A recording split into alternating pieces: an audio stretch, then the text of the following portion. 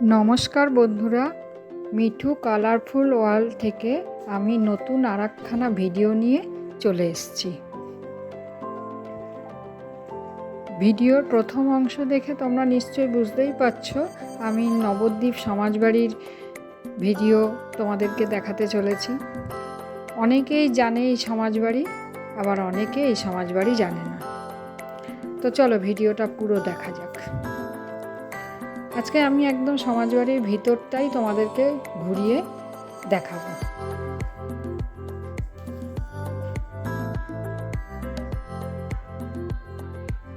এটা সমাজবাড়ি গেটে ঢুকতে প্রথমেই পড়বে। এই সমাজবাড়ি যেতে হলে প্রথমেই তোমাদেরকে বালি স্টেশনে আসতে হবে, যারা বালির কাছাকাছি থাকো, আর নতুবা হাওড়া কাটোয়া লোকালে যে স্টেশনে থাকে সেই স্টেশন থেকে এসে হাওড়া কাটোয়া লোকাল ধরতে হবে। আমি বালি থেকে যাচ্ছি, দেখতেই পাচ্ছ 7:49 আমি এসে রেল স্টেশনে অপেক্ষা করছি। আর ওই যে 3 নম্বর প্ল্যাটফর্ম, ওখানেই হাওড়া কাটোয়া লোকাল এসে দাঁড়ায় যাত্রী তোলার জন্য। ট্রেন ধরে চলে এসেছি নবদ্বীপ।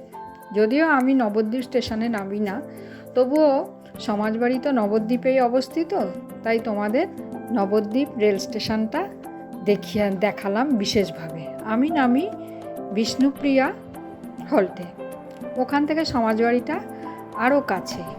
নবদ্বীপ থেকে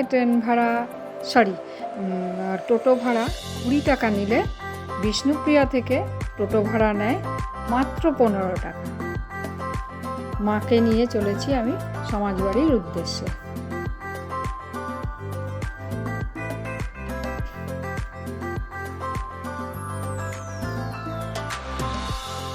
এই দেখো, দেখতে পাচ্ছ সমাজবাড়ির চূড়া, গেটের যে চূড়া,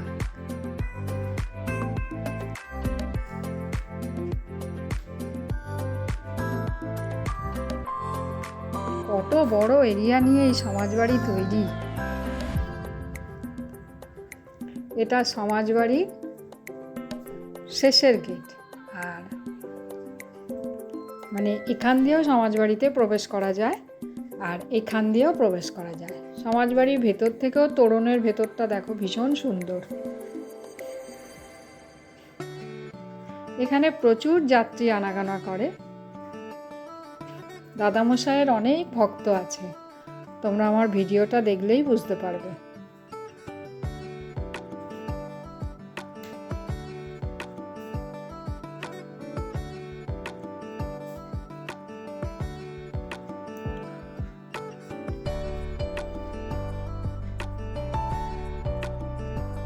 প্রথমে ঢুকে এই বিরাট নাথ মন্দির,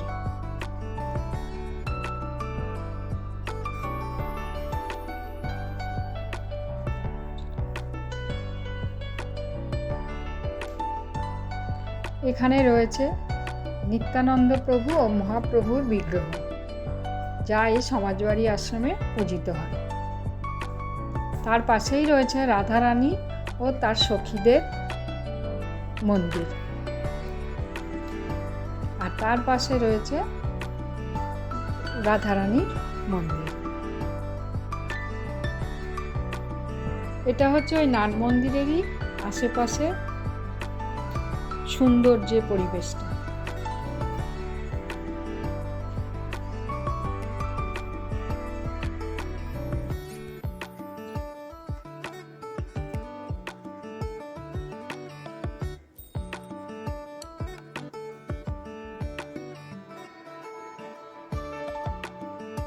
এখানে রয়েছে আমার পরম প্রিয় দাদামশাইয়ের মন্দির।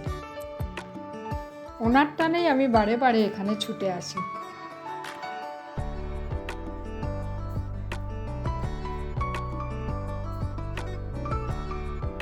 অষ্টধাতুর দিয়ে এই মূর্তি তৈরি হয়েছে, কিন্তু এর মধ্যে আমি বিশ্বাস করি উনি অবস্থান করছেন। আমি ওনাকে ডেকে সাড়া পেয়েছি।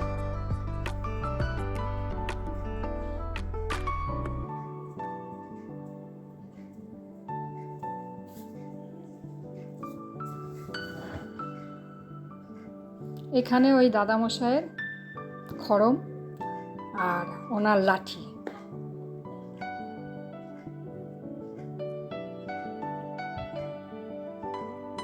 এখানে দাদামশাইয়ের ব্যবহৃত যা কিছু, ওনার শয়ন খাট, এটা ওনারই ঘর। এর পেছন ঘরেই রয়েছে সখীমা, যিনি দাদামশাইয়ের একজন পরম সেবিকা ছিলেন।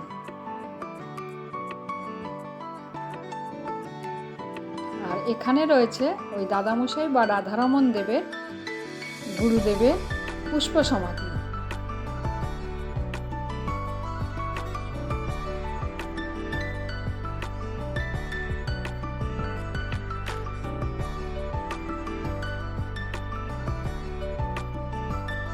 নাট মন্দিরটা অনেক বড়, কিন্তু তাতেও নাট মন্দিরটাকে খুব কারুকার্য মণ্ডিত করে তৈরি করা হয়েছিল একসময়।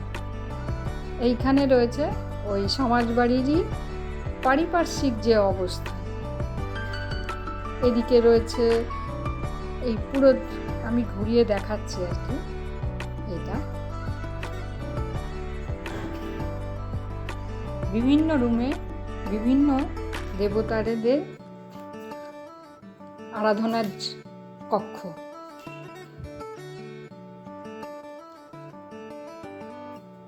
এইখানে রয়েছে নৃসিংহদেবের মন্দির,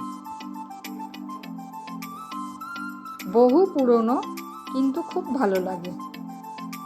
পরিবেশটাই যেন কি শান্ত। এই কক্ষে নৃসিংহদেবের মূর্তি পূজিত হয়।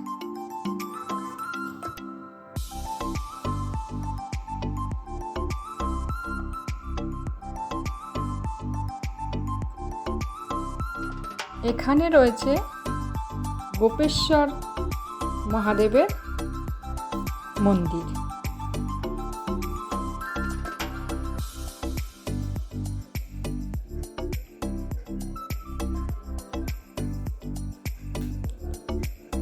এখানে রয়েছে সমাজবাড়িতে ভক্তদের প্রসাদ সেবনের জায়গা, আনন্দবাজার।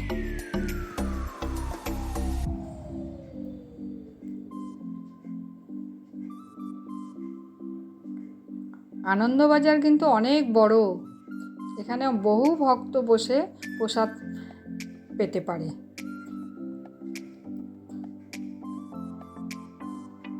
আমিও আজকে এখানে বসে প্রসাদ পেয়েছি।